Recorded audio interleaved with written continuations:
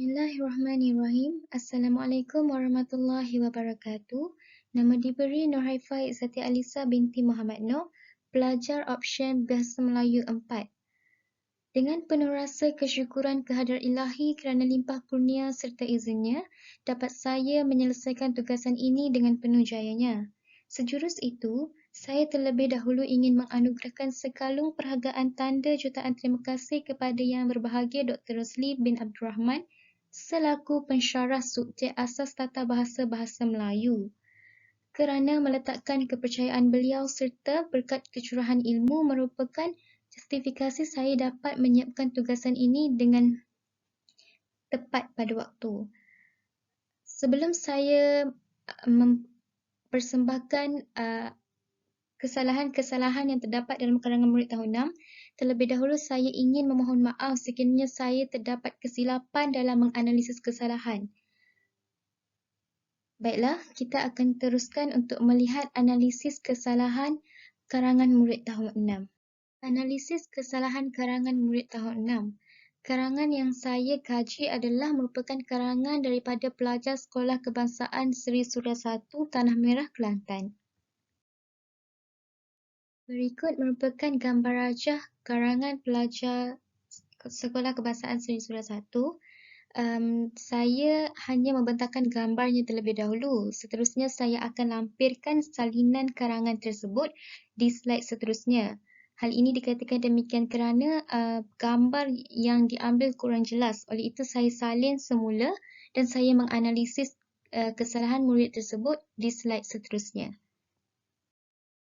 Berikut merupakan salinan contoh karangan murid tahun 6 yang telah saya salin semula bagi memaparkan imej yang lebih jelas untuk dianalisis. Kesalahan yang pertama ialah kesalahan ejaan di mana pelajar tersebut mengeja Tamasya sebagai temasnya. Sekiranya dianalisis secara keseluruhan, saya mendapati bahawa pelajar ini tidak memahami maksud Tamasya kerana seluruh ejaan Tamasya dalam karangannya adalah temasnya. Seterusnya ialah kesalahan 2 iaitu terdapat dalam perenggan pertama di mana pelajar telah mempunyai kesalahan dalam penggunaan aspek kata sendi nama iaitu pelajar menulis pada hari Sabtu bersamaan 1 Jun 2022. Di sini ayat ini pelajar ingin mengatakan bahawa Sabtu bergandingan dengan 1 Jun 2022. Jadi ayat yang betul adalah pada hari Sabtu bersamaan dengan 1 Jun 2022. Selain itu, dalam ayat ini juga pelajar tersalah ejaan iaitu Jun dieja dengan seluruh perkataan huruf besar. Hal ini dikatakan demikian salah kerana ejaan yang betulnya adalah J sahaja yang berhuruf besar. Kesalahan kedua yang terdapat dalam perenggan pertama adalah pelajar tersalah daripada aspek eja iaitu pelajar mengeja sukan dengan menggunakan huruf besar.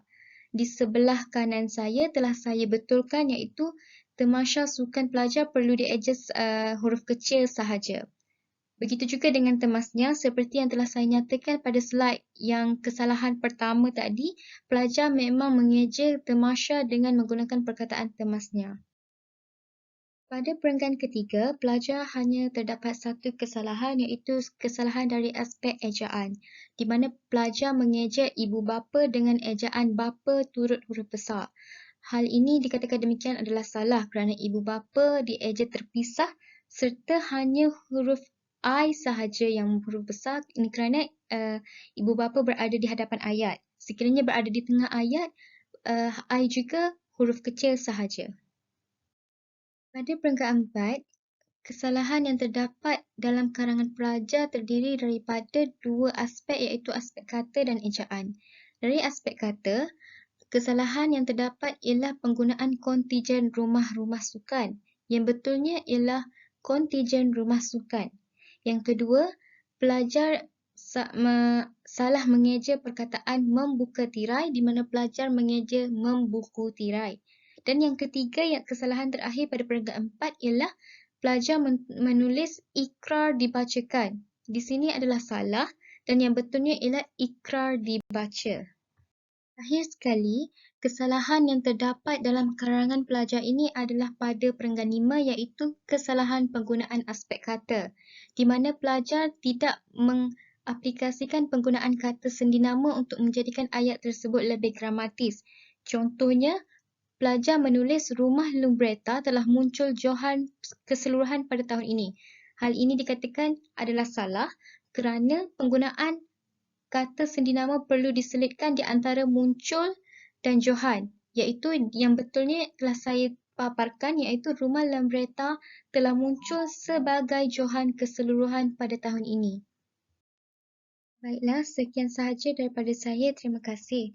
Saya ingin meminta maaf di atas kesilapan saya menganalisis kerana saya mengaku saya mempunyai banyak kekeliruan dalam menganalisis tata bahasa karangan tersebut. Saya berharap agar doktor memberikan saya peluang untuk lebih meningkatkan ilmu pengetahuan dalam tata bahasa secara berperingkat. Terima kasih, doktor.